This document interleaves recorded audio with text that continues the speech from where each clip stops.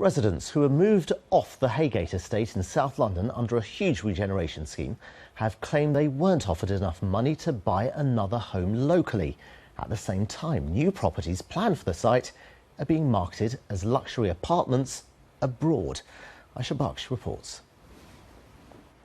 Jerry Flynn was one of the first people to move on to the Heygate estate over 30 years ago. He and his neighbours have now all been moved off, and he feels it's unlikely they'll be able to move back again. Most of the council tenants will have been rehoused somewhere in Southwark, many of them in Walworth. The leaseholders, though, they've gone farther afield. They were offered levels of compensation which really weren't adequate, much too little to be able to afford another leaseholder property in the Elephant and Castle or even in London. The estate is now fenced off, with only 2 properties still occupied. Other leaseholders have moved out of the capital to places such as St Albans, Slough and Sidcup. It's taken years to get to this stage and what will be one of London's biggest regeneration projects. But just how good will the deal be for locals and for Londoners? On the original estate, there were 1,100 homes. One of the new schemes will have 2,535 homes, 79 of which will be for social rent.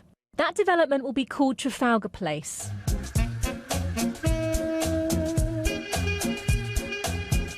BBC London has discovered its luxury apartments are now being marketed in the Far East, in countries such as China and Singapore, as investment opportunities.